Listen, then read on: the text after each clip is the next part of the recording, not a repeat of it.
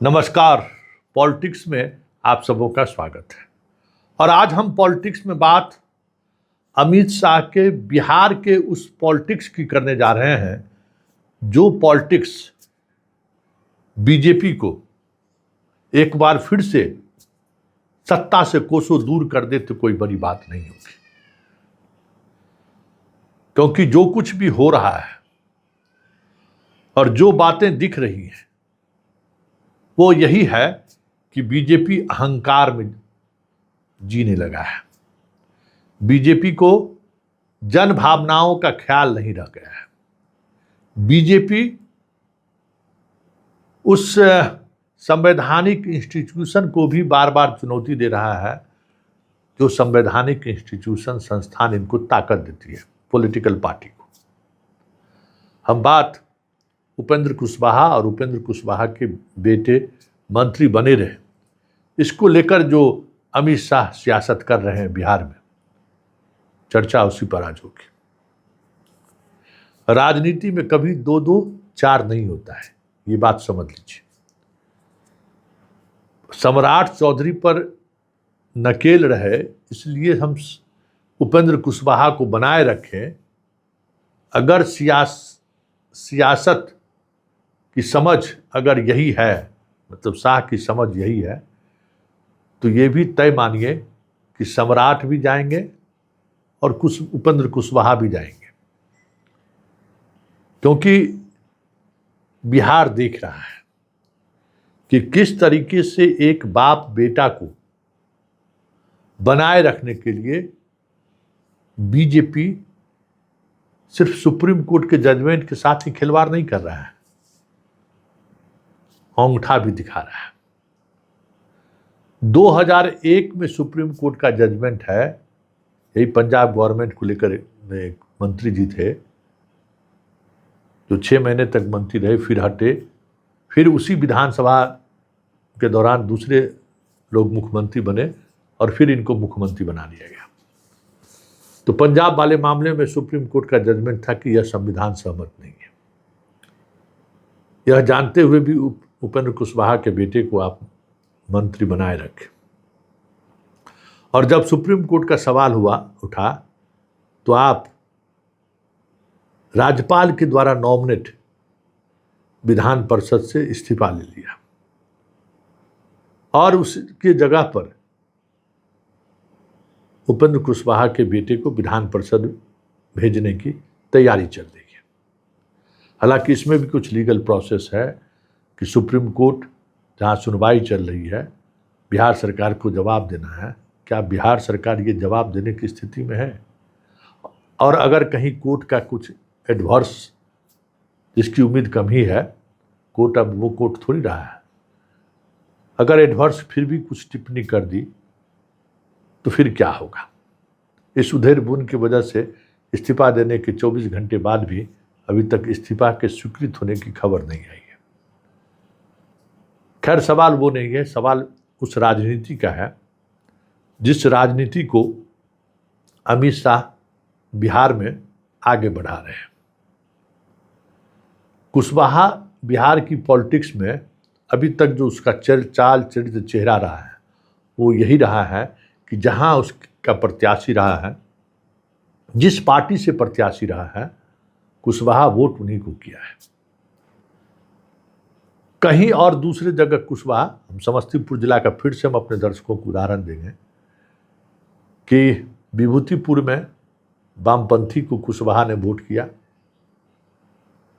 उजियारपुर में आरजेडी को वोट किया, समस्तीपुर में जदयू को वोट किया और वारिसनगर में माले को वोट किया, क्योंकि यहाँ सभी जगह कुशवाहा उम्मीदवार खड़े थे। और सिर्फ वही नहीं, पूरे बिहार में जहाँ कहीं भी कुशवाहा का उम्मीदवार खड़ा था, पार्टी कोई भी हो, वोट उसने कुशवाहा के उम्मीदवार, जो कुशवाहा है, उसको उन्होंने दिया है। और ये कोई पहले चुनाव का ग्राफ नहीं है, मतलब ये स्टैटिस्टिक्स नहीं है। पिछले 20 वर्षों के राजनीति पर अगर आप ध्यान दीजिए तो यही स्टैटिस्टिक्स है। कुशवाहा वोटर हमेशा अपने जाति के साथ खड़ा रहा है। ऐसे में उपेंद्र कुशवाहा को जितनी तवज्जो बीजेपी दे रही है, राज्यसभा सदस्य, विधान परिषद सदस्य, मंत्री, 4 विधायक पे, ये तवज्जो की वजह जो भी हो, लेकिन एक बात तय है कि जिस तरीके से तवज्जो दी गई है उससे बाकी समीकरण बीजेपी के अंदर का वो समीकरण आने वाले चुनाव में या फिर सरकार चलाने में, बिहार में सिर्फ एक बार जीत कर आ गए तो 5 साल तक मुख्यमंत्री रहिएगा, रह सकते हैं, लेकिन सरकार नहीं चला सकते। कई मौके पर यह स्थिति देखने को मिला है। तो शाह के इस राजनीति का असर आने वाले समय में ये भी हो सकता है कि सम्राट से सरकार न चले, क्योंकि एक बात ये भी सामने आ रही है कि सम्राट नियंत्रण मुक्त ना हो, इसके लिए हमेशा एक कुशवाहा नेता को मजबूती के साथ बनाए रखना है, ताकि जब चाहें तब सम्राट को वो मोड़ सके। तो ये जो राजनीति है ना, जैसे है ना कि माया मिले न राम, ठीक उसी तरीके से बीजेपी की राजनीति चल रही है। बाकी पूर्व चुनाव में भी जो स्थिति देखने को मिला, हार जीत किसकी होगी ये तो वक्त बताएगा, लेकिन बीजेपी के कोर वोटर खुलकर बीजेपी के खिलाफ सिर्फ बोला ही नहीं, मतदान भी किया है।